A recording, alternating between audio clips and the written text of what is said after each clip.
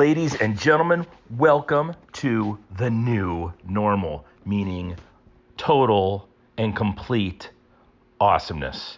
Here we are, 2020. We are in, what is this, like the fourth week in June already? Jesus Christ. Okay, here we go. Little business before we get started here.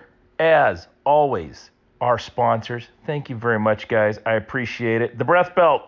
Jesse at the Breath Belt, former NFL player, wants you to know about this ingenious piece of equipment.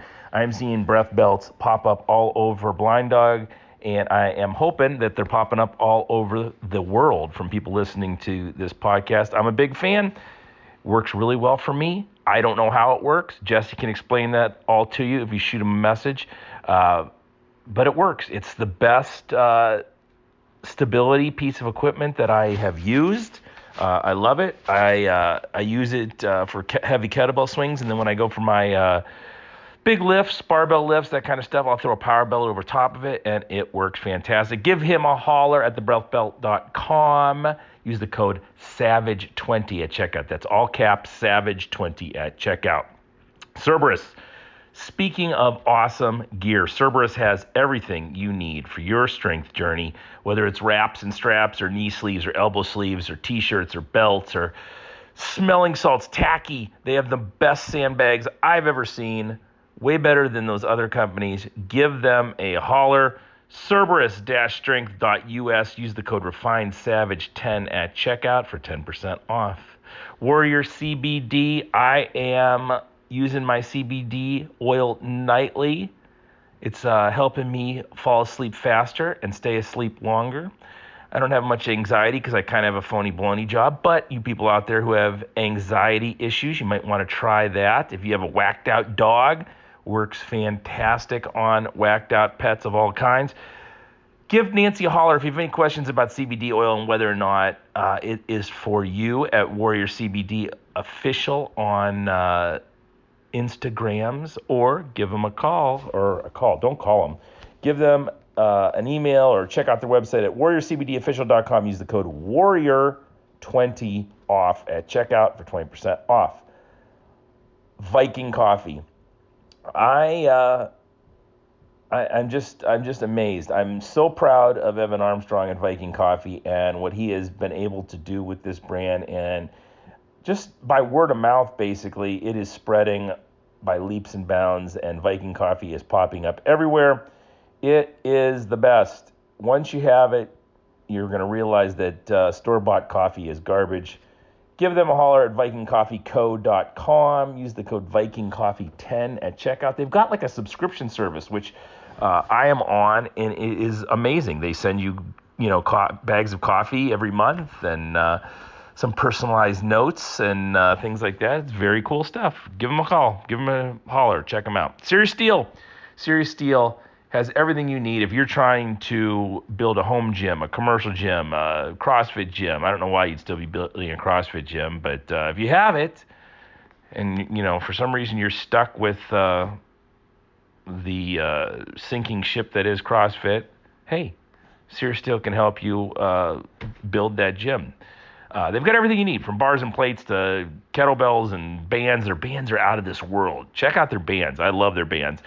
Stone sleeves are amazing for you Atlas stone lifters out there. Give them a holler at SeriousSteel.com. Use the code SAVAGE at checkout for 10% off. And finally, today, Stay Classy Meats. If you have not tried Stay Classy Meats, I don't know what you're waiting for. Bison, beef, out of this world. Bacon, forget about it.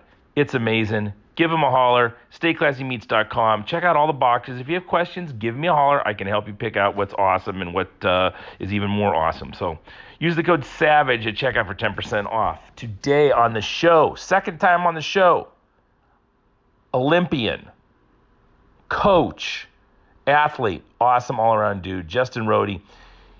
We talked a little bit about throwing, a little bit about training, a little bit about craftsmanship in the United States of America in these trying times. It was a great podcast. Nice conversation. Love having Justin on the show. I think you'll enjoy it as well. Give it a holler, give it a shot, give it a listen, share it with your friends, and we will see you at the end. Justin Rodhe, welcome to the new Blind Dog. Yeah, back on the podcast and first time in your new gym. Yeah, last time we did this was at Ashland Camp. That's like 2 years ago, I think. I know, it was a long time. At least 2 years we had not ago. met each other. We'd never met each other until that day we did the podcast. I'm bummed. I don't even know if they're going to have that camp this year. I don't know if... I don't think so. I don't know. Yeah. You know, he was talking about moving it into July, but with football too, everyone's gonna hit the gates running. Yeah, and I like the nature of that camp. It's so big. Yeah. And there's so many kids that I don't know. Like even if they did run it, they couldn't really do it the way it has been in the past. No, with the dorms and everything and the party and yeah, it's a bummer. I know Ironwood is not doing a camp. Well, they're doing virtual. I think they're doing. You know, is that what the Zoom? I got an invitation for a Zoom meeting. I didn't tune in for it though.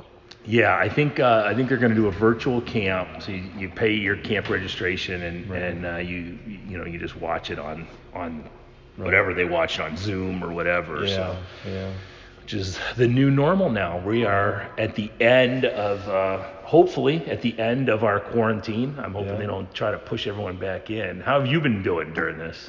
My life hasn't really changed much. Yeah. Like, cause I'm a homebody. Right. And like my wife, she would take the kids like to the library and the YMCA. So we don't do that.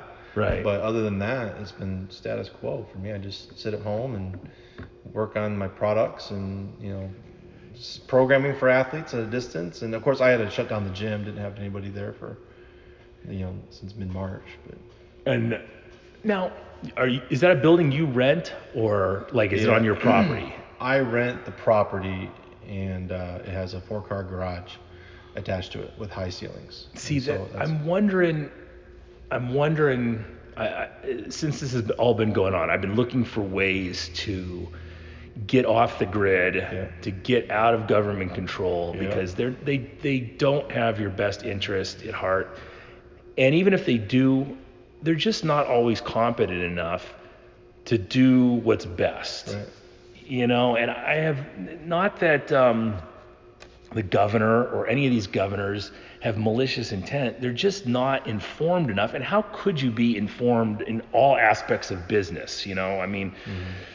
They lumped us all in with Planet Fitness and jiu-jitsu studios and day camps, and it's so much different. I looked at all the opening up guidelines, and it's like, this is shit we're already doing. Right. We could have bypassed all this stuff. Yeah, I was waiting for the guidelines to come out, and the only thing I saw in there that was like a unique thing was to point fans away from clients. Right. Everything else, I was like, this is just normal function. Like, aside just a distance between people. Right. Stay back.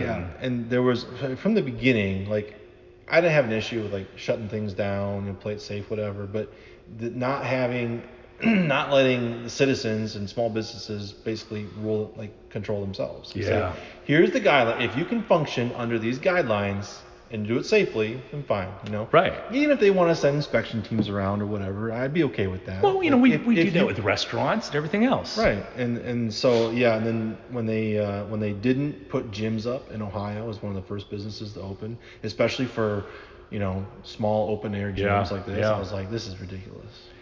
Yeah, and we were really excited because Trump's plan had gyms in phase 1. Right. And then when DeWine came out and said, that he didn't say anything. He just didn't put it in phase 1, or I don't know what phase we're actually in now, but we've got to be the last ones, or damn near the last ones to be opened up as far as business goes. Yeah. So I don't know. I honestly think that this is going to be a wait and see for a month or two, and then it'll go back to business as normal. They let everyone out of their cages last weekend. You saw those pictures from the flats. Everybody was on top of each other. Of course. I kind of cheered for that. I'm like, good. It's getting to the point now where I wear my mask in. Well, to be honest, I wear my mask when my wife's around because she's a nurse. Right. But the majority of the time I wear my mask, I wear it to not be a dickhead, just so you don't get the eyeball from people, Right. Right. Well, and that's like the idea is like the mask isn't for your protection; it's for theirs. I wear my mask a lot when I go out. Yeah. Mostly because I like it. Right. To quote Jamie Heineman on MythBusters, you ever watch that show? Yeah, I used to, yeah. They would always put him in like the hazmat suits, Right. And they say, Jamie, how do you like it in there? And he'd say, I like it. It's private. Yeah. That's how I feel my mask. Yeah. I'm private, What's nice is you don't get recognized all the time, which is Yeah. very nice. Yeah. If you want to introduce, hey, it's Mark, Right. Sometimes you just walk by and that's the one thing I hate is you go into these stores and then you have to have a 20-minute conversation with somebody Right. and Right. a little anonymity, It's Yeah. not too bad. You gotta walk faster, Mark. Yeah, right? Just keep moving. Just go. Don't make eye contact. We've got my supplies consist of meat, coffee, and rum. So Yeah. I just go across the street, hit the Giant Eagle, run back real quick, Right. So do you have plans for the reopening or? I'm hoping to pick up a few clients. Right now, it was just high school athletes that wanted to come. Yeah. After school or on the weekends, and then I only have 2 personal training clients. Yeah. So I'm hoping maybe I can pick up a few extra people that want, they don't want to go back to the Planet Fitness. They want to come and do open air, Yeah. But aside from that, really, I've shifted I've done a big business pivot to opening up all these other products. Yeah, so I just took some pictures, and those, by the time this will come out, it'll have long been posted, but I was going to post a picture of the new glove. So give me the details on that one to start with. Well, it's I've had like 20 prototypes, and I've been carrying them around for years, all the places I moved, and the idea came out like a year after we did the initial glove, so I rebranded them. We have the Bear glove, which is the original, and the new one's the Wolf. And we're taking the 3 fingers from inside one pocket, and the Wolf glove puts each finger individual. Mm-hmm. And so it gives people a little bit more of a control over their natural grip, but it gives a little bit less support. So it's more for like people if they like stone throwers, like Highland Game guys are really going to love it because you can get your palm really big around the stone. Right. And your fingers aren't bending back a whole lot throwing stones, right? And so I think it'd be better for that. It's not nearly as bad as shot puts. Shot puts No. used to scare me when I would see them at Highland Games because I knew that I was going to bend my fingers back. Yeah. Especially if you're throwing off grass Yep. and it's all that instability. Well, that was what I thought when I put the glove on. Was that this was, I never tried throwing stone with your other glove, but this one was definitely because you can get the finger spread a little bit, and it's a lot more stable than what I'm used to. Mm-hmm. And I think getting more reps in is always a good thing, and then especially a lot of us are throwing up here in Ohio where it's cold and your tendons and ligaments aren't ready to go, and it's a lifesaver. The first thing that happens when you touch a cold implement, all that heat transfers, right? Yeah, right. And then your hand's just brittle. And what's brittle tissue going to do? Yeah. I mean, anytime I ended up getting an injury from stone putting, it was during the winter. Right. Doing, and the smaller the stone or the shot put, that's where I would get it from. So, I'll put that up today because I think people should check that out for sure. And then the weights. So what are you calling these? The weights with the? Well, I don't have an official name yet. Oh, that's right. We were talking about that the other day. I'm thinking I'm going to release these in about 2 weeks, I think. Okay. So I think that this podcast will be come out after the release. Yep, so right after I don't the have a release. name yet. Yeah, I'm not sure. Yeah. I'm not sure. I know we talked a little bit about a name. Yeah, it was just off the top of my head. Yeah. Certainly, things like, the soft bell or sling. I keep referring to a sling, right? Mm-hmm. So, a slam sling, a Rodhe sling. I'm not sure. Yeah, and it looks like you could do a lot of stuff. I think it would be good again for Highland Games guys who are throwing indoors.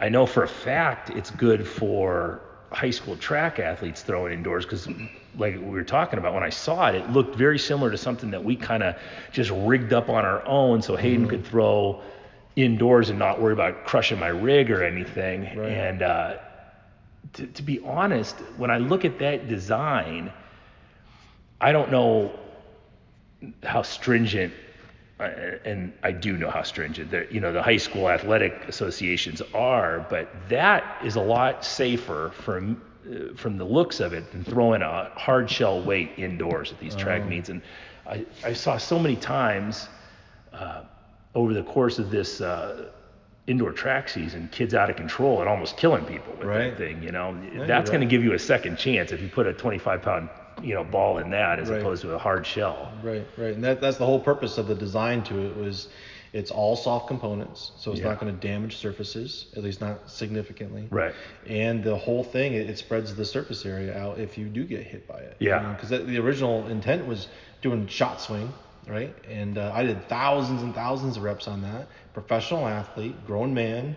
You think I ever got hit by that thing? Yeah. Of course. Yeah. But I didn't get hurt because it was a big soft slime ball. Right? Yeah. And so I hadn't even thought about especially for high school weight throwers, it's not like you need to be throwing an actual weight to have performance transfer into college. They're not that good, right? I mean, eventually they'll get that good. Yeah, especially like in Ohio, I mean, maybe 3 or 4 kids know what they're doing at the indoor state meet, which isn't even an OHSAA. No. And the thing of it is, we saw one kid this year who had some kind of hellacious, professionally made, the ball looked like it was it looked like a 4 kilo. It was a 25-pound weight. Tungsten thing. Yeah. And he was throwing a mile, but he would have thrown a mile with that too. Right. Yeah. He would have. Everyone would have came out the same, and then you get to college, you get to throw the really good implements, and as good as they get in the weight. But I think it's something you should look into, because that, to me, as a meat promoter, I would much rather kids be throwing that. Right. And I think they do like turbo jab competitions in some states too. So it's not unheard of. Right. Yeah. So let's talk a little bit about, you've got a unique perspective on this. The Olympics have been canceled for 2020. Yeah. Man, putting yourself in the positions of some of these athletes, what do you think about it? Like, you've geared up for this whole thing, and so I retired a year before the 2016 games. So if it was right before my 2012 games, I would have said, great, I got another year. Right. Because I was just coming into the professional realm at that point. And I had qualified for the indoor world championships, but I wasn't allowed to go because of some paperwork issues that people hadn't filed. And from that perspective, it would have been great. If it happened to me in 2016, if I had gone, it would have been a devastator. I wouldn't have been able to go to the next Olympics because I wouldn't have lasted that long. Yeah. So it kind of depends on where you're at in your training age. Why do you think you wouldn't have lasted that long? Because I couldn't even get through 2015. Okay. So to go another year, I had a lot of pressure from a lot of people to keep going. Just one more year, you can do 2 Olympics, but your body wasn't cooperating. No, it was like $1,200 in food and $800 in therapy every month. Yeah. And I couldn't do it. So from that perspective, it kind of depends on where you're at. But I think overall, I was training an athlete, and they made it about, I told them, if you can get to June, if you can train through this and get to June, you'll be able to do anything in the sport, and you will go on, right? And they got about 2.5 weeks in, and they quit. Yeah. And they not just like, let's put it on a break, they just stop, done, right? And it's a huge opportunity for those up and coming to just grow past everybody else, because people aren't training. Only a few are really training right now. And so if you are training as a professional athlete, you're just going to be that much better and that much more ahead of the curve. Yeah. Coming out of this. I talked to Kibwe as soon as it happened, because he was coming on, and I said, "What are you going to do?" And he said, "Now." He goes, I was just like you said, I was barely making it through now and had a shot at it, but he said he's not going to try to push it another year. Yeah. But I think you have no option but to cancel it, because all these federations, they have their pre-camp at a location within a 4-hour flight away, right? And they got to pay for all that and plan it and book it. Yeah.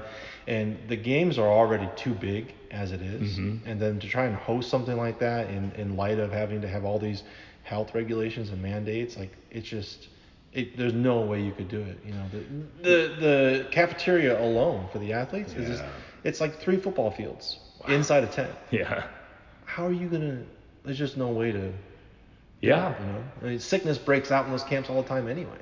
And you're bringing in, it's Japan, which did very well during this, but you're bringing in athletes from everywhere. Everywhere, with a lot of countries that have very little regulation. Right. That's the other thing is, like in 2012, there's a whole federation. I won't say names right now, but there's a whole federation brought all their athletes. They landed in the village and they said you got to be tested because they hadn't done any testing the whole year. And so, okay, so all the athletes do their tests. They didn't even know how to fill out the form. Test, like drug testing? Yeah, drug testing. You have to submit a urine and a blood sample before you can even like at your national championship, right? Before you can go to the games.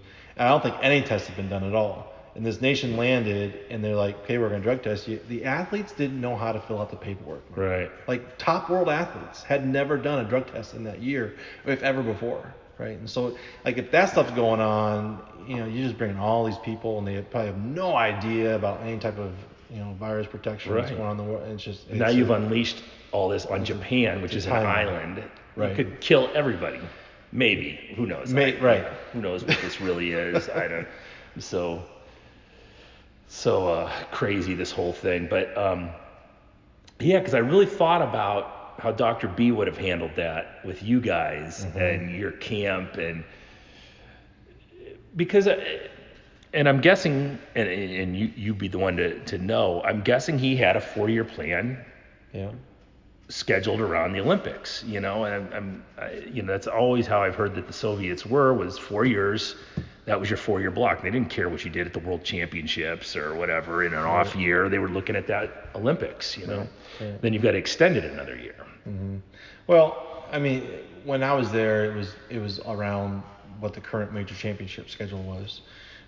So in this instance, the off year is 2 years after the Olympics, right? Yeah, because you have the Olympics, the next year's the World Championships, and then you have the off year. And so from that perspective, it wouldn't have really affected very much. I think he probably would have taken us into an earlier peak for the season. We still would have trained hard and peaked in the summertime, but we probably would have ended the season a bit early, had a little more off time, and then did another, just continued that cycle for the next year. Instead of World Championships, you would have went to an Olympics if they would have bumped it up. Right. Yeah, it would have been the World Championship plan for the next year, but but definitely would have. He would have said, okay, no problem, 2 weeks rest, then come back. And then we just would have kept training.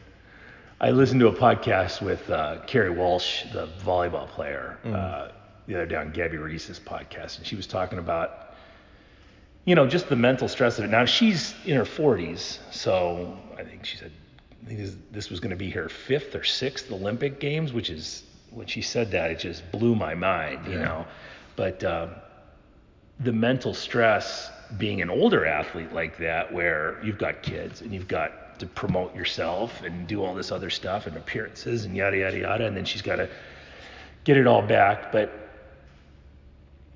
it's when you look at the struggles you had to go through, I'm guessing were infinitely different than the struggles she's having to go through. You're just trying to feed yourself, where she's trying to get through all these appearances and everything else. But it was sad because Kibwe was ready to go, and it was kind of cool because I had Kibwe and Sean Donnelly both on the podcast in the same year, and I was hoping that they'd both end up going, and I could say, hey, I know both of those guys that are there, and be able to cheer for both of them. But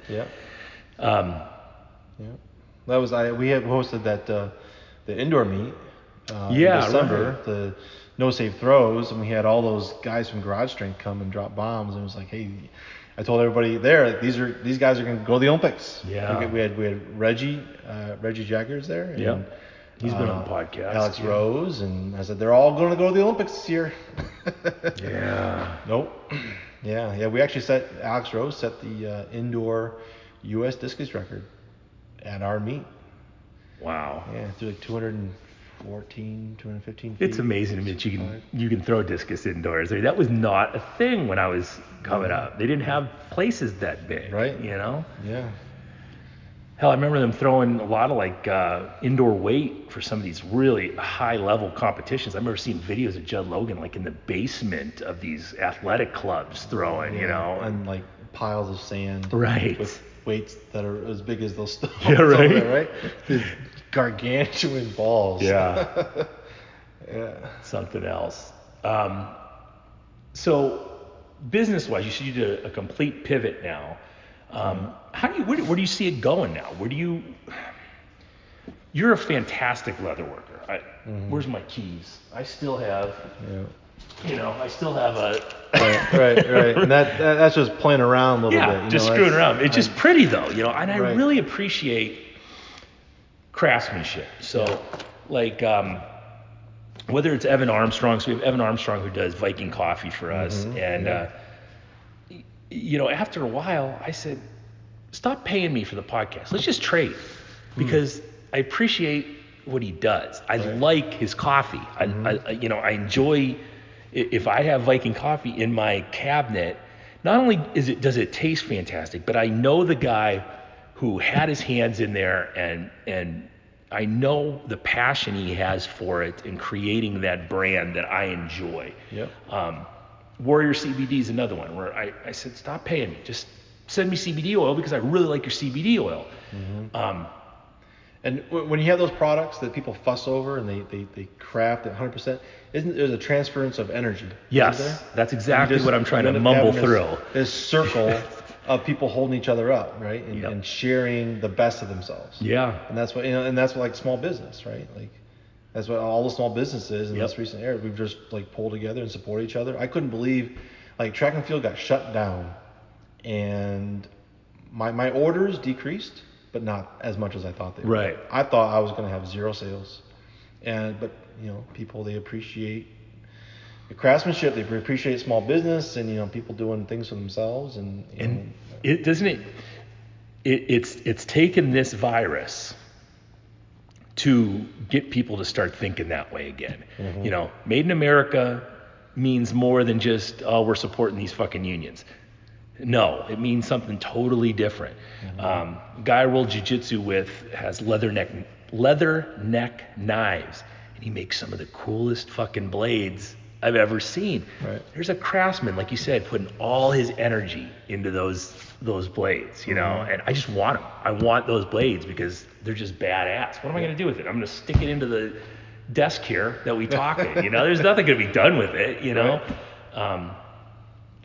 But I think when I look at your products, I see 10 years down the road with those products, and I can see things away from even track and field, like wallets and gun holsters and knife sheaths and things like that. And I think you've got something really cool going there.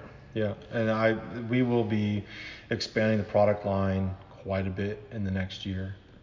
And that's like we're gonna release 3 or 4 things right now, and all of it is,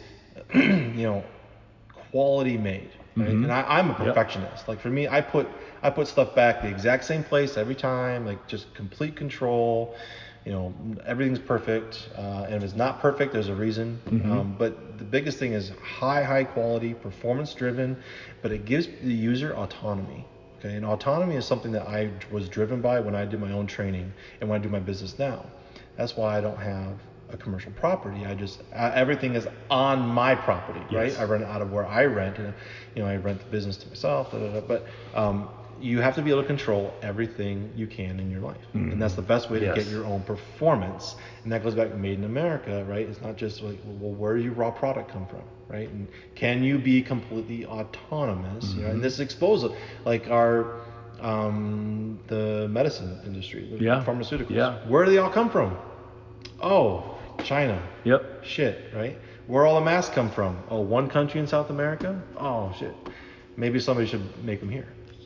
100%. And just autonomy. Do it for yourself. Yeah. Do it for yourself. And, that to expand on what I was talking about, I would much rather find people who I can trade with. So, I'm giving sponsorship services, and if the leatherneck knife guy wants to give me a knife for 2 months sponsorship. Fuck yeah, I'll do that in a second. We went through this meat shortage, quote unquote, Oh, right, So, right. Fucking stay classy meats. We're looking at my refrigerator. There you right go. now. Yeah. Piles of Just meat. piles of meat. And so we have a deal in place. And to tell you what kind of fucking awesome people these guys are, we have a deal in place where they're supposed to send me a box of meat at a certain point every year. Mm-hmm. This showed up without them saying, hey, Mark, there's a box of meat coming your way. Oh. You gotta just boom. And it's all shit I like. Right. So they know what I like. So it's all steaks, Right. Of course. So I think if we can, like you talked about, that autonomy. Now, the way I look at your business is, I'm not even sure you should have shut down your gym. It's on your property. You're doing your thing. I would have probably said, I'm just going to leave this thing open and do my own thing. Yeah.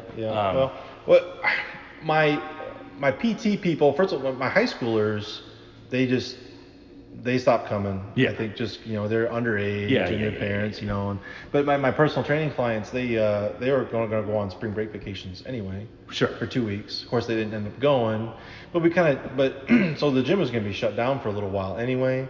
And, the other thing too is it was cold. It was. It's been brutal spring. That whole shutdown. And so a lot of it, I was in the middle of this business pivot and I didn't mind having it shut down for that long because it gave me time to kind of freeze my butt off in there without anybody around. We had a snowstorm 2 weeks ago. It was white out here. Yeah, because that was the other thing I said.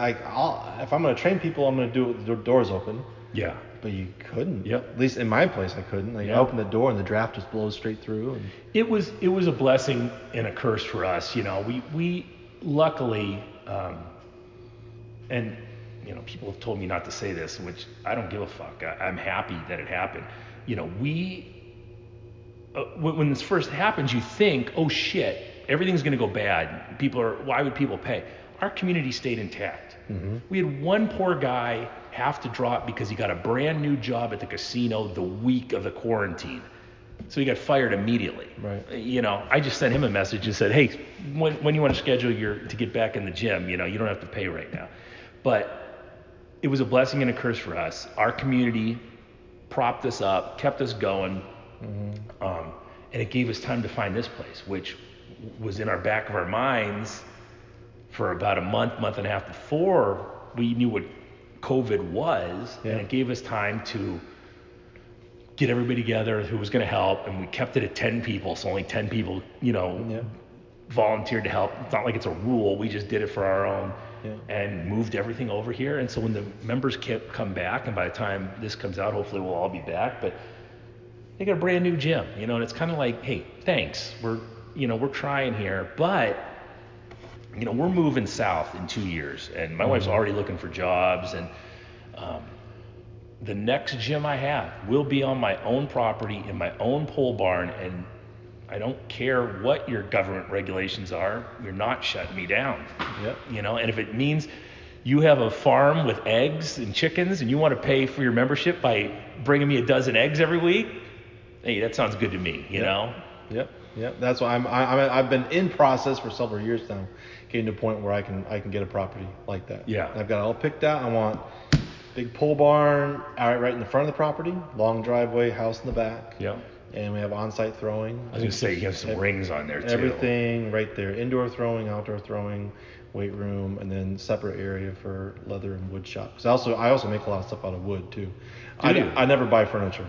I just make it for the family. So you should get an Instagram page just for that shit, for your leather and woodworking. And because I follow people like that on Instagram, and it's like, I can't build shit. I mean, nothing. I'm horrible at that stuff. But I appreciate, like you said, the energy that goes into making that stuff. Right. And I appreciate the artistry involved with that. And it's fascinating to me to watch guys like, RPM Neil, who makes knives. I follow a lot of knife makers, but furniture and leatherworking and all that stuff's awesome. I can't do it myself, but if someone has leather goods and they need to learn how to sling kettlebells better, I can help them there, Right. So we all have shit we can trade, Yep. And then you're not paying lawyers and accountants and, everybody else. You've got a business that's the way it should be, Yeah, right. I always talk about Ron Swanson. One of my favorite, do you ever watch Parks and Rec? Yeah. What he tells the guy, he goes, I have apples. You want to buy apples. That's as easy as business in this country should be. And it's not that easy. Right. You know? Yeah. I fully agree. I'm like small government, constitutionalist, libertarian. Like I stay out of my stuff. Yeah. I want to do. No, I'm also a realist. Like, we wouldn't have things like turnpikes and Right. our military without taxes and stuff. But Ron Swanson, that reminds me of. I just recently found Duke Cannon. Yeah. They had some crazy deals during the shutdown, and Yeah. so I got it. And somebody asked me, well, what's the product like? I said, well, Ron Swanson? That's what Duke Cannon is. You're right. And I think of that when I see the name of that, because Duke, what's his name in the show? His alter ego is Duke something. Oh, yeah, the sax player. Yeah. That's going to I don't remember nuts. the name. It's on in my house like 24/7 on a loop. Yeah, but yeah, the Duke Cannon stuff, that's pretty legit. I like that. But another good stuff. product like that, that's just... Yeah, and you know what? And if I didn't have more time, if they hadn't sent out, deals, I wouldn't have said, I'll throw a little money your way, and I'm super happy I did, and I'll probably stick with them for at least a while. And that's just like when athletes of mine get injured, they say, what am I supposed to do now? I'm like, well, train through it. Yeah. Train through your injury.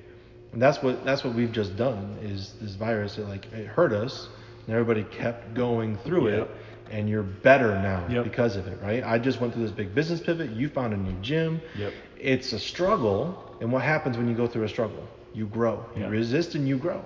Or you fold. You completely fold. There's the other way. Yep. And that was, I was pissed. So I was really angry, and I have issues with that anyhow, where I tell my wife, I said, I'm angry and I don't know why I'm angry, so that's a character flaw of my own. And I was getting more and more irritated at this shutdown and then pushing it back further and further. And finally, I talked to my wife probably first week of May. Now, she works in a government job where if I were to have done this, I wouldn't even have told her, because she would have had to have plausible deniability. But I basically said, I'm opening up the gym. On June 1st, my gym will be open. And here's my plan for opening it up. And I went to my coaches and I said, here's when we're opening. This is when we're adding this class. This is when we're adding this class. This is when we're taking new members. So my plan was to have this place fully functioning and open on June 1st and taking new members July 1st. And come what may. So I had contacted a prosecutor from the county. I had contacted the sheriffs, a bunch of sheriff's deputies. I contacted the health department. No one was super like, well, we're going to come and arrest you. Or a lot of them didn't even know. Like the prosecutor buddy of mine had to go and research exactly what would happen if, in worst case scenario, I got shut down. Right. And but once I took charge of that, once I took possession of, I'm in a fucked up situation. The government is forcing me to lock down. It could force you into, bankruptcy if your clients get to the point where they can't pay anymore, because they're really just propping up your business because they love you. What can I do? Well, I'm going to take possession of this problem, move towards a solution, and deal with any repercussions that might come. But automatically I went from, fuck, what am I going to do, to, all right, now I have a plan. I'm just going to work this plan and just get through it. And I felt better right away, And I think it's a lesson for people to learn, whenever you can, take control of your destiny. Pivot your business when you need to. Yep. Do it all yourself. Work against the struggle, right? Yeah. And maybe work outside the structure as much as possible, you know? Yeah. There's no reason why we can't help each other out. And it was nice to see all the gym owners in Ohio kind of get together. And yeah, I was a little surprised. I was like, oh, look at that, a little bit of action. Yeah. And then what happened? Yeah. Here's your date. Yeah. Well, we signed up for the lawsuit as soon as it happened. They sent out an email to everybody, and we put our name on it. I don't see anything happening. The main thing was to get us back to work. Put a little pressure on you to get us back to work. Yeah. Whether or not they'll drop the lawsuit, I don't care. Or if down the road, we didn't lose any business from this, but we did lose the opportunity to bring in business while we were closed. However many clients we average a month, we lost that business. Right. We lost the people who, we have some kids. The vast majority of our business is through online payments, but some kids, they don't have that money. They pay me when they pay me, so they'll bring cash or whatever. So we lost all those people because I didn't see them to get cash from them. But some of them figured out ways. They sent me checks or they paid me through PayPal or whatever, But yeah, like I said, it's a good community, and like I said, I had people from other businesses, other gyms in the area, all of a sudden start reaching out to me, like, "What are you doing?" Right. Yeah. I give you a few messages. It's like, "Hey, Mark, what are you doing? Yeah. What's going on? What do you think?"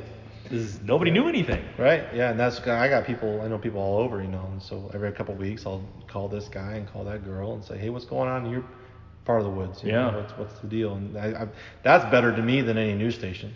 Call people like, "What's going on in your area? Tell me what's going on." Yeah, for sure. Yeah. So you want to talk about youth development a little bit? Absolutely. Yeah. What do you? So, let's say I have a 15-year-old thrower, but when you're getting kids, are you getting kids like 7th and 8th grade? Or are you getting kids that are top of the food chain already, and you're taking them to that next level? My high school kids, I get top dogs, and I get people who are basically non-athletes. Mm-hmm. It's like one extreme to the other. But typically they come to me in high school. And I think it's because I don't really have like a club atmosphere right now. It's you got to pay like per hour type of thing. I think a lot of people don't want to invest that for younger kids. Which is crazy to me because they'll do it for volleyball or swimming or soccer, right, or travel baseball. Yep. That's one thing. My boys are getting older now, and the whole summer league youth sport thing is driving me nuts because it's like my kids are not going to play soccer from April to November. Right. Like if they want to do a sport, they can do it for 6 or 8 weeks in the summer. Yep. And that's it. And then go play. Yeah, right. You're going to play. I had a friend of mine ask me, like, what do your boys do during the day? I'm like, what do they don't do? Yeah. Like they paint, they draw, they play music, they watch TV, they read books, they play in the dirt, they lift in the gym, they do everything. How old are they? 3.5 and almost 2. Okay. So they're young, so I get kids who basically are doing no exercise, or kids who have done a lot of exercise, and everybody sucks at transverse movement, right? You have youth who haven't done any work in their life, or you have kids who have been in the weight room a whole bunch, but they can only move in the sagittal plane, right? Yep. Front, back, and the frontal plane. They might be okay. Nothing in the transverse. Right. Nothing. And that's where, like, my background, I was a big farm kid that came into the weight room. I didn't know what I was doing. I actually hurt myself in the weight room in like 8th grade, 9th grade, because I was so strong work strength that putting in myself into like the first time I did dips, I did like 45 in a row, and I partially separated my sternum. Just things like that, right? Yeah. But I did work as a kid. I played and I worked, and we had a farm, and Yep. And so you carrying 5-gallon buckets and shoveling silage, and as I got older, we lost the farm, but in the fall you went and cut wood at grandma's house, and it wasn't go out and cut an armload. It was we're doing wagons in a day, and then in the winter it was shovel snow, and in the spring it was gather sap, maple syrup, and in the summer it was baling hay, just doing work. And this is something I want to talk to you about with like Hayden, right? Mm-hmm. Hayden is stronger than most kids his age, but with other kids his age that are as strong as him, he is still more developed because he understands force application in terms of levers. Yeah. And that's the biggest gap I see with the kids that I get is even if I have a big strong kid, they can't look at an odd-shaped object and know how to move it. Right. They don't understand how to use their body to do work. If it's not loaded on a barbell with evenly spaced plates. Right. Yep. And there's only one way to learn that, and it's to do it. Yep. It's to go over there and move that big cupboard from one room to the next, right? Go and load all those sandbags that are, some are wet and some aren't, and put them in the truck and and then even like arranging it, right? Learning how to stack wood and making sure that it's square and doesn't fall over, and all those basic things. It requires a knowledge of weight and balance and levers and force application, and that's something I see like Hayden has that. Like he picks up an implement, he might not know how to do the movement, or he might not know all the specifics, but he knows how to balance his body, he knows how to control his body in every plane, and that's something that is lacking right now. I think it goes back to what you just talked about, because his whole life has been around Atlas stones and tires and kettlebells and wrestling, jiu-jitsu, and the majority of his training quote unquote as a kid was, hey, go pick that stone up, or I remember there's a great picture of him when he was a kid. We bought him one of those electronic four-wheelers, like the kids, the battery. Well, the battery died on it, and I never replaced it, and there's pictures of him pushing it across the yard and tied a rope around his waist and he's dragging it across. That was fun for him, you know.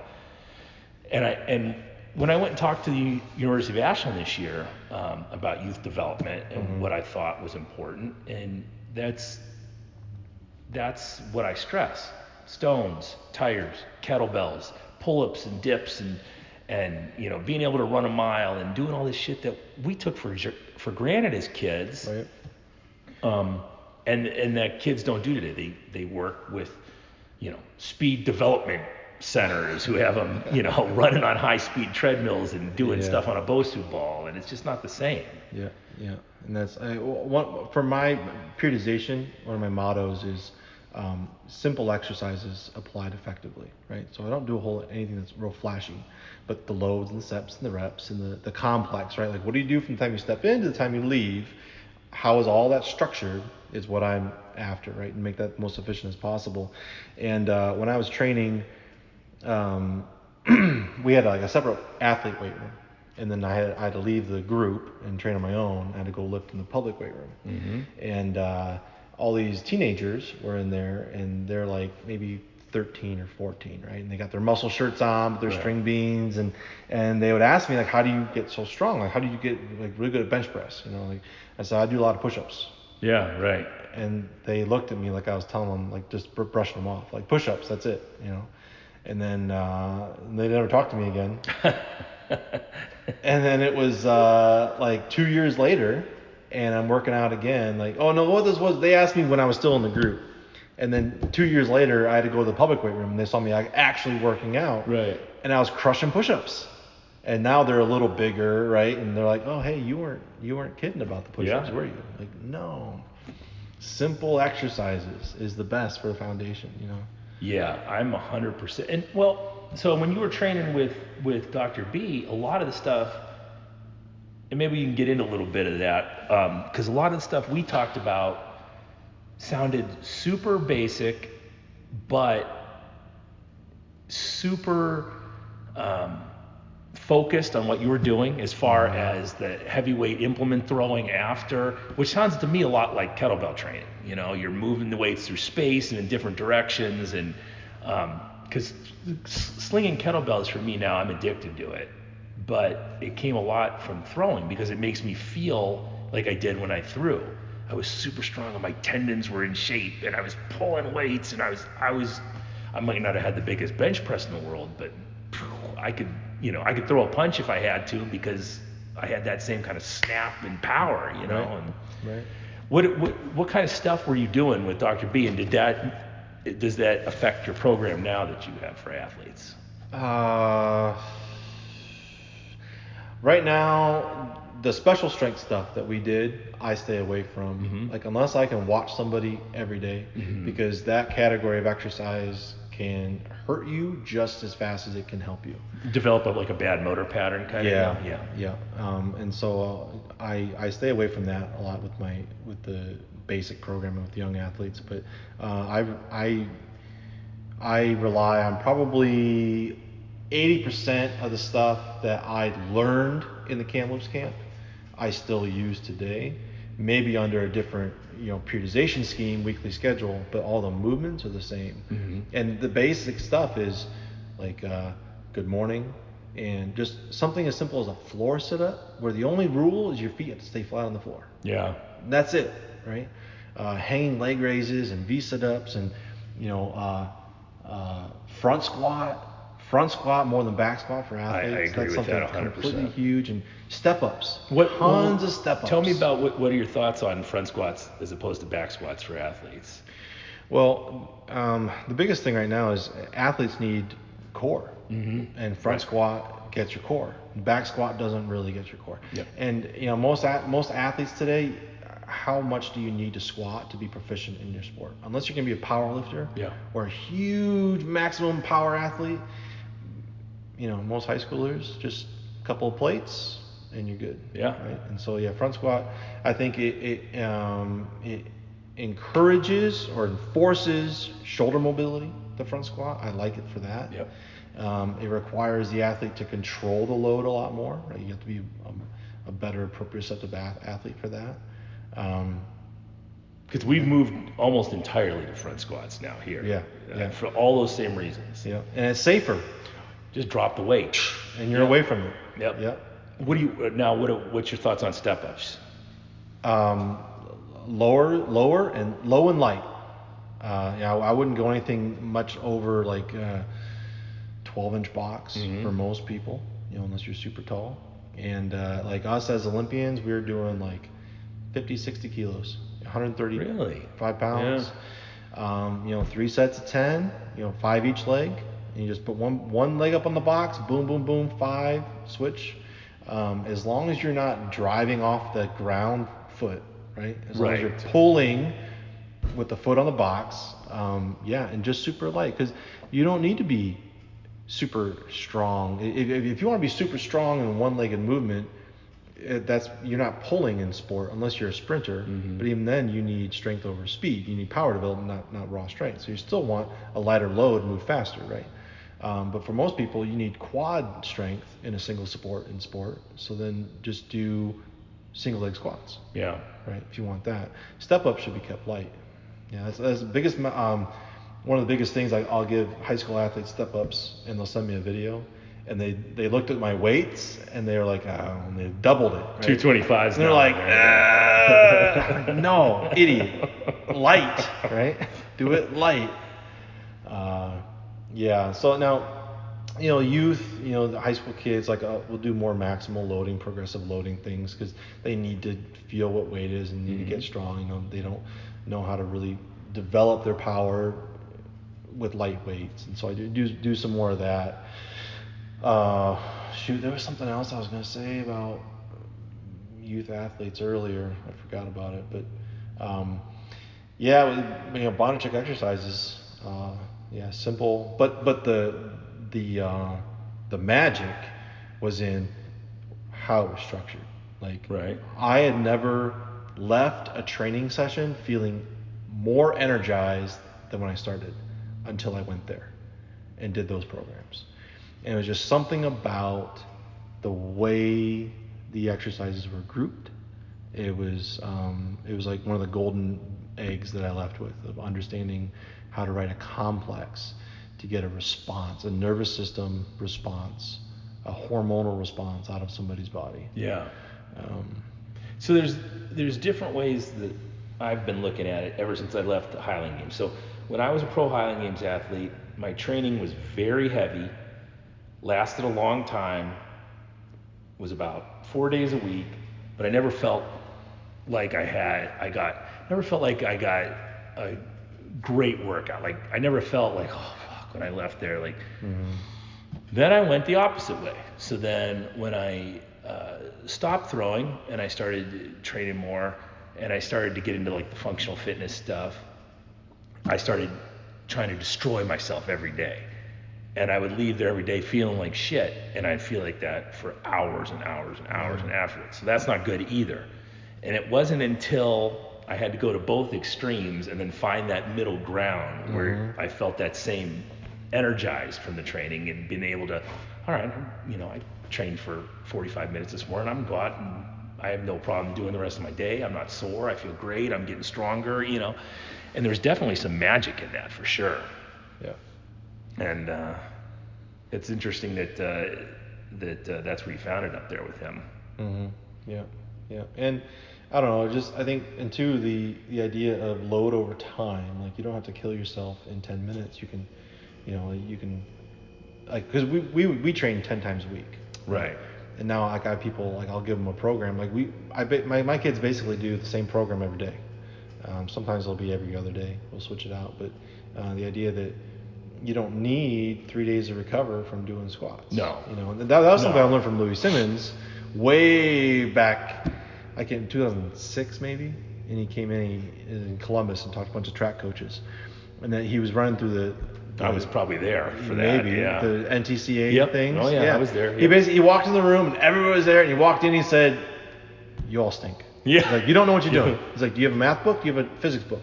Then you're not a coach." And I was like, "Okay." Yeah. and he went through like how they found that you need 8 hours recovery from a bench press workout and 18 hours recovery from a squat workout, or whatever the numbers were. And he said it's not days, it's hours. Your body can recover in hours. Right. So you can do this exercise this many times in a week. The other exercise you can only do 2 times maximum. Louis talks. Yeah.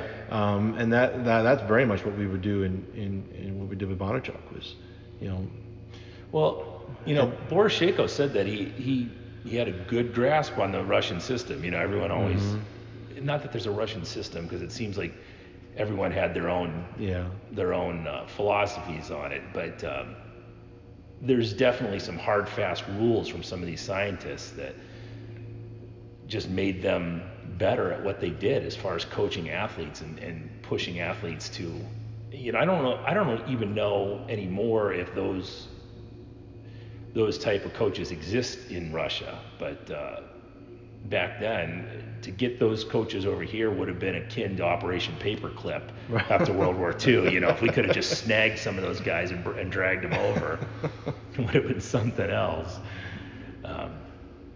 Yeah, interesting stuff. So, what without the high school track season going on now, what should athletes be doing? Like Hayden's still throwing, no real. I mean, we're gonna do like mock meets and stuff, but what would you have him do? I mean, just keep training. Just keep training, man. I think like you can always test yourself. And I think psyching yourself up to have intense throwing sessions and to have mock competitions is good for young athletes. Yeah. Because you need to learn how to put yourself in that zone without the external factor. Yeah. You young athletes, they say, "I'm having a hard time getting up for this meet." And it's like, well, what do you mean? You should be able to get yourself up anytime within 10 minutes. Yeah. You say, "This is my go time." I think that's a great time for these young athletes to practice that. Pick a day for the week and say, "This is when I'm going to go out and perform. I'm not going to practice. I'm going to go perform." That's what we're doing. So he had his first quote unquote dual meet last week. He has another one this Saturday, and then we're going into a mock season. So he's going to have conference, districts, regional, state, and once he hits that district meet, he's going to have a mark. So you've got to throw this far in order to get a meet next week in that event. So just trying to get him going. And if you're serious about it, like I know for I planned a competition called One More Throw, and it was going to be the weekend after states, and I was going to try and pull like all the state champions and people who maybe didn't make it out of their region, say, let's do another one, only throwers, right? And just have like an elite meet right before the New Balance meet. I'm still keeping that day open. It might just end up be doing if we can, just a competition opportunity for local people. I know we got a couple of really good throwers in Northeast Ohio that haven't been able to do much, and so I'm still going to try and do that. But other than that, I'll say these high school kids right now, if you're serious about it, start documenting all of your performances and your progression, not just how far did you throw that year, but what did you do to be successful, because you have to start marketing yourself as a full package person and athlete, hard worker to these college coaches. Yeah. Because the money just got all messed up. All the scholarships, they have no idea, because now they have students with an extra year of eligibility coming back who have scholarships. They don't know if they're going to come back. If they do come back, the money's tied up, so they can't offer a scholarship for this next season. And if they do, then 2 years from now, it's all messed up. Wow. So I never thought of that. Yeah, so like people who are juniors right now are really going to get hit hard by the recruiting class. Yeah. And so the only way, and like the seniors now, it's a little too late. I don't even think programs know what they're going to be doing for next season. Right. 'Cause that's the other thing, is a huge coaching change comes at the end of an Olympic year. So a lot of coaches were planning to change schools anyway. Right. But now they might not. Are the schools even going to field their teams? If they do, these coaches are going to move in the fall. Right. Because usually coaches start moving in June, and there's a huge shift, and the lower level schools are still shifting by November. And so I bet this year we'll see a lot of coaching shifts. But yeah, if you want to get recruited as a high school athlete, you got to start documenting yourself right now. Put it out there, make it public. Start reaching out to the schools and coaches that you think you want to work with, and stay in their ear. How early should a kid start doing that?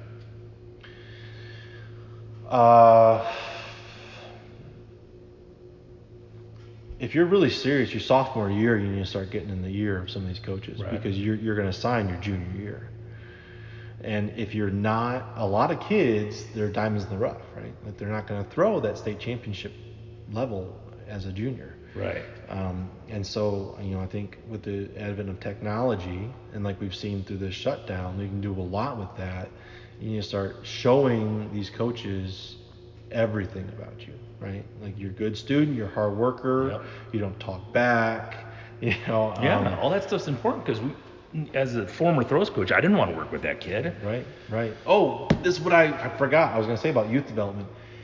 Every single high school kid I've ever worked with, I do not max them out, because I know the value to progress, to continuing as you're getting older. Right.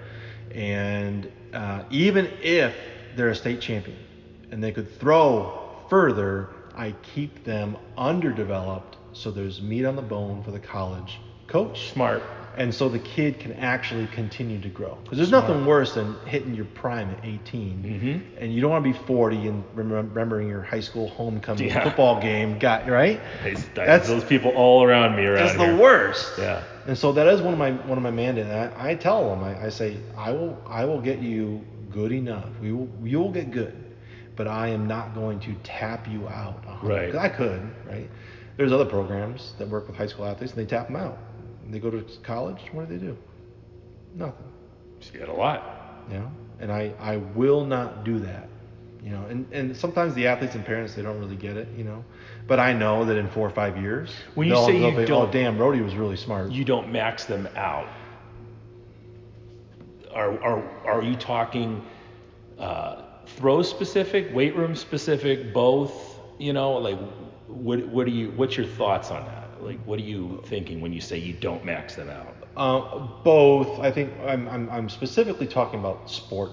The sport max out. Like I'll give them heavy balls earlier to keep them kind of down a bit, instead of slinging the light balls super far, because that the further you throw an implement, the greater magnitude that has in your central nervous system. And especially for men, the difference between the high school weight and the college weight is so immense that the relearning process takes forever. Yeah. And so we will get you as good as you need to be recognized, recruited, win states. But if you're throwing 65 feet and you can do that, I'm not going to take you to 70. Right. And we're going to grow your heavy balls better. I was saying, in order to go to 70, you have to throw the 11-pounder 70 first, whatever you're going to throw with it. Right. And then in the weight room, like I will not put a high schooler under extreme loads. Like I will never train a high schooler to do 600-pound squats. Right. Or even like a 300-pound bench on a high schooler, I would have a lot of reservations about doing. They'd have to be a highly skilled athlete for me to do that. And so I keep it's all ballistic training and this transverse stuff. Because I want the athletes I send to college to be better athletes. They're all going to know Olympic lifting. Yeah. They're all going to know a hip hinge. They're all going to know proper posture.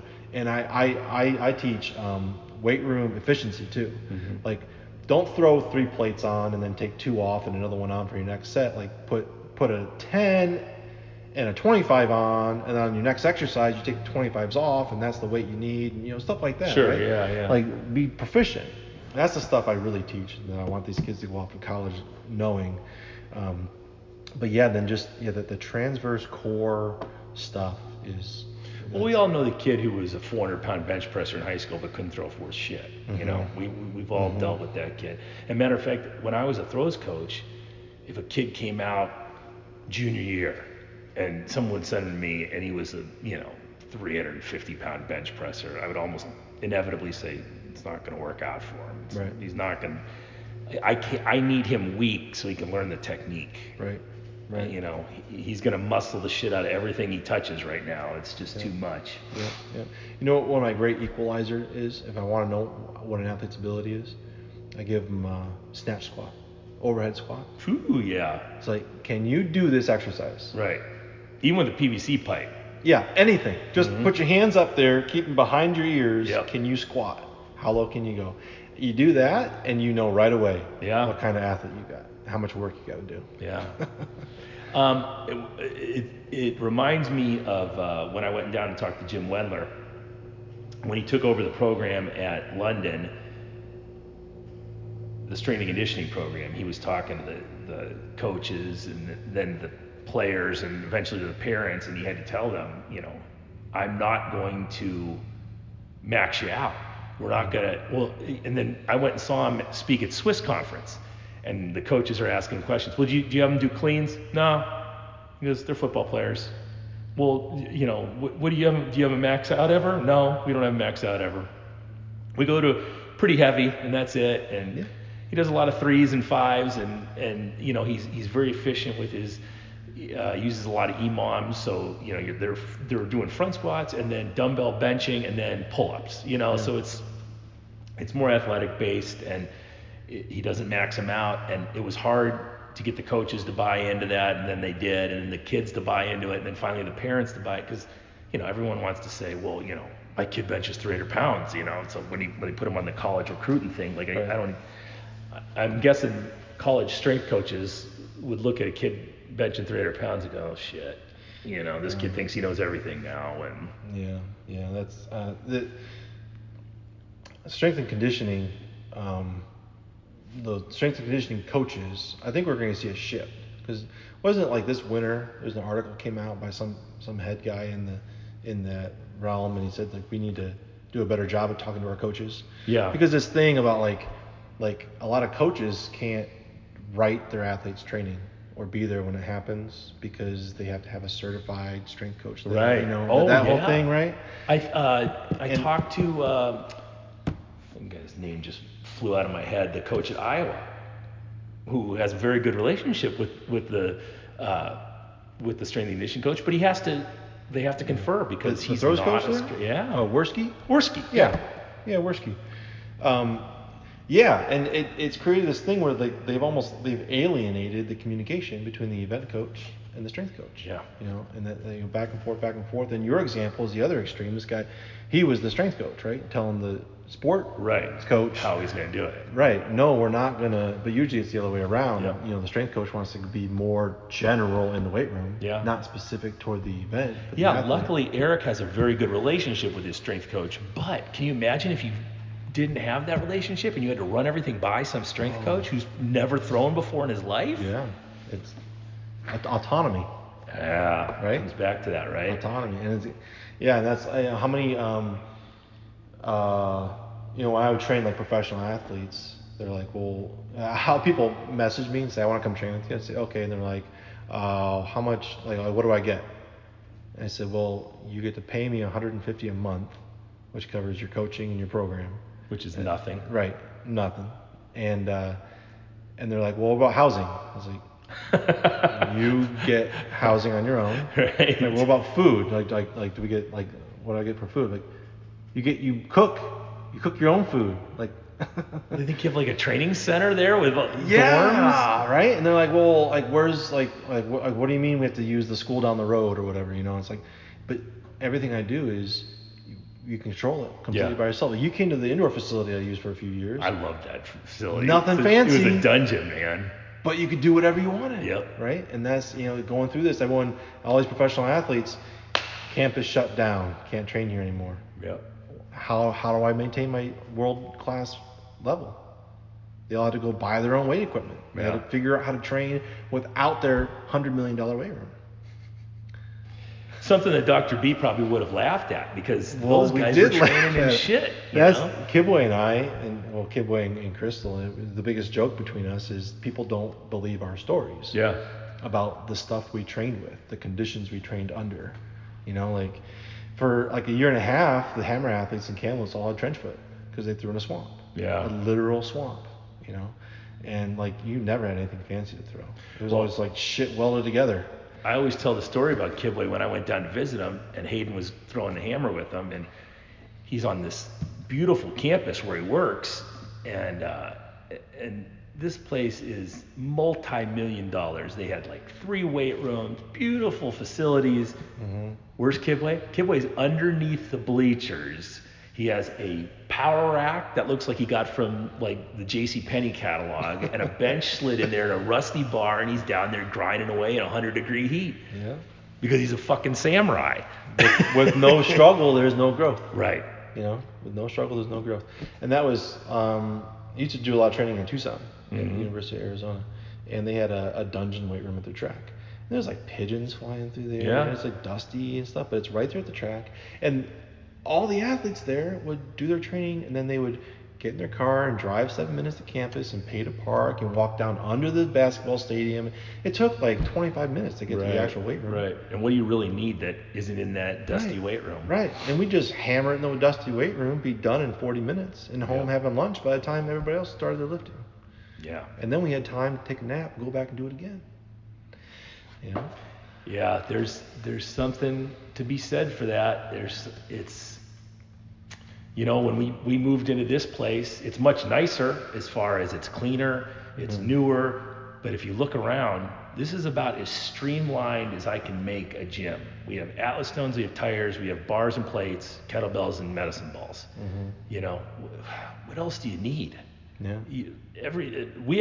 Matter of fact, I think we have too much stuff as it is. Too many stones, Mark. We have a lot of stones. Stones and kettlebells I have a tendency to adopt whenever I see them online.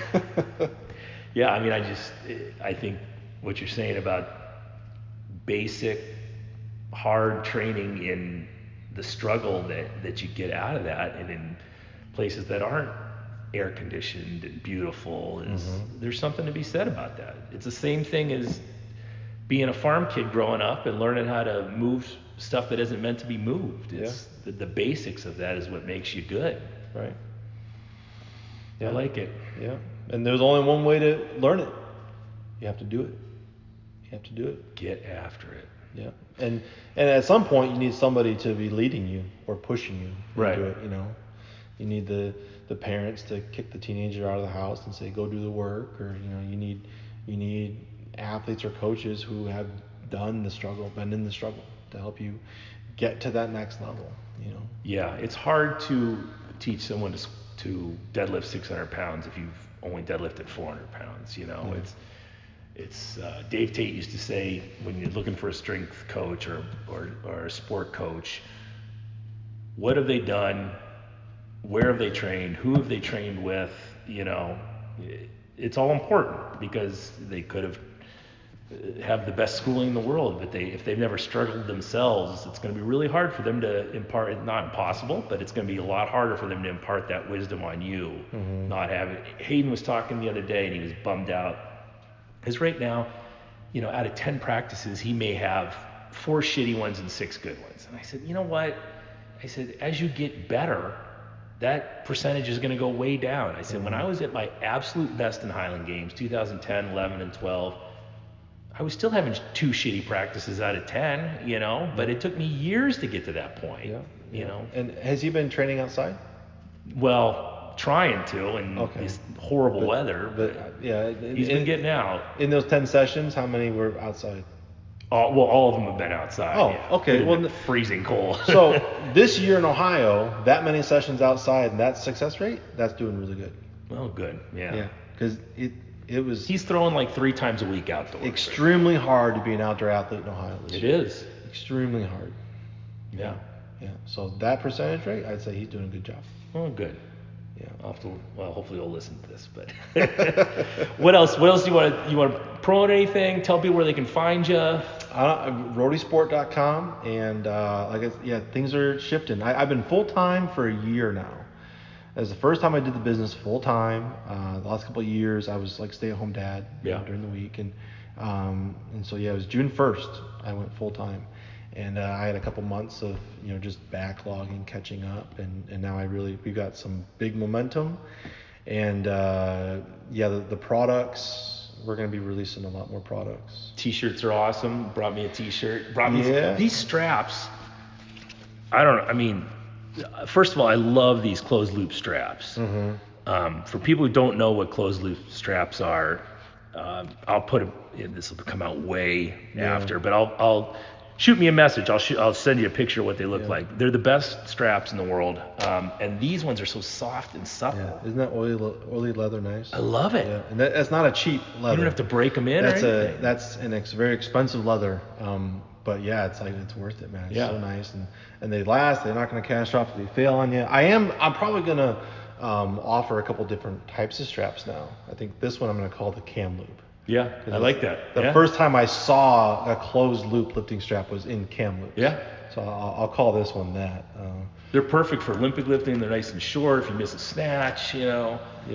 you just dump it. It's not a big deal. But I'm psyched for you, man. I think it's all going to be good, and I'm super psyched to see a lot of the leather work and stuff coming out. Yeah.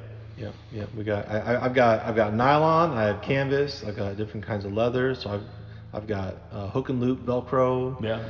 We're going to be doing a lot of stuff. And when you get the name for this product and everything all set up for it, let me know, and we'll talk about it on the show, because I dig it. I think it's going to be. It's going to be in every track coach's arsenal.